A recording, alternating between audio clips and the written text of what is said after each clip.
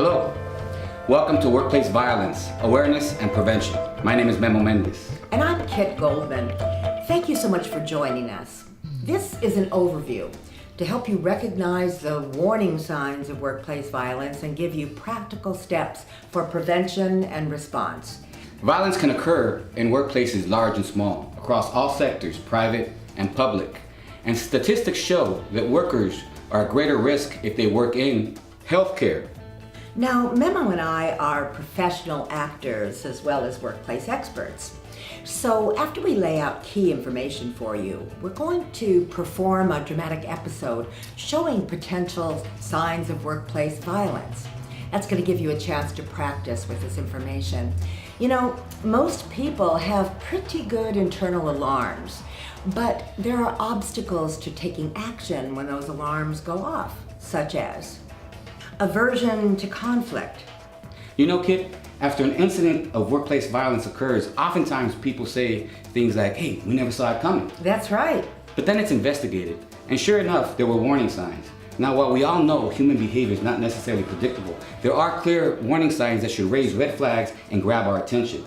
Here are some of them. Threats of harm or suicide. Now, before we perform our scene, let's take a look at what you as employees and supervisors can do to help prevent violence.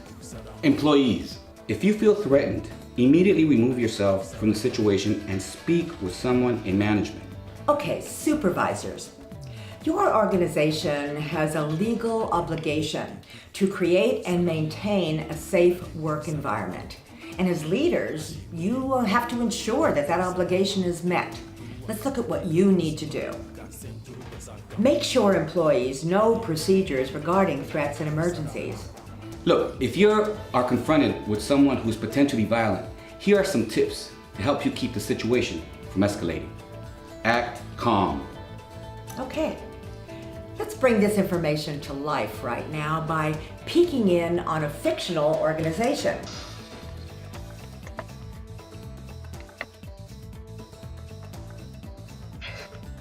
Nice of you to drop by. Sorry I'm late. I had to stop at the bank on the way in. They say I was overdrawn, which is a bunch of... Anyways, I don't understand technology. We can put people on the moon, but we can't get people to fix elevators. I don't know what moron decided to put the bank on the second floor, but I'm stuck. Like a moron, I'm stuck there in the parking garage, waiting for this elevator to come down. And plus, the bank security guard, he's just giving me the stink eye, I can understand why that guy blew up the bank last week. Whoa. Jeff, stifle the jokes, okay? We have a problem again. We have a problem? You have a mouse in your pocket? Okay, fine, you've got a problem. Is that better? No, it sucks. But both Nadine and Darlene have come to me to tell me about... Why didn't you say so, all right? Darlene, that vindictive little...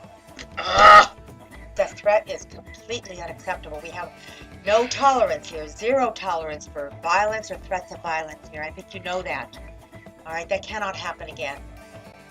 Okay? Look, you've got to take responsibility for your actions. I've got no choice but to give you a verbal warning for these ongoing problems with your performance. Are you kidding me? You're gonna give me a verbal warning? You're gonna give me a verbal warning? I bust my back. Listen to me. You know what? How many problems I have? You know how many problems I have at home? You're a supervisor. You don't care. All you care about is productivity and profits. You wouldn't care if I dropped it right here in this desk. You would not care as long as it didn't affect productivity. True. That's the truth. I care about you. I do care about you. I want you to do well. I want you to succeed. But Jeff, I'll tell you what, this meeting is over. Make it tough for everybody, right? I'm a problem for people here at home, everywhere. So maybe I'll just ease everybody's burden. Whoa. No, wait a minute. What is that supposed to mean? Come on, Listen. Jeff. You forgot your backpack.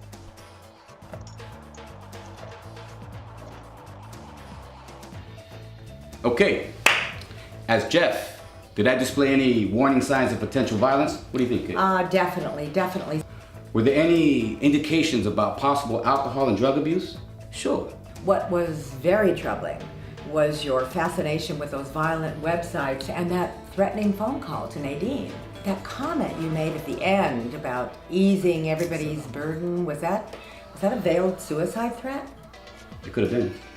Major warning sign. As for the knife in the backpack, let's just hope it was for the apple. I can only hope so.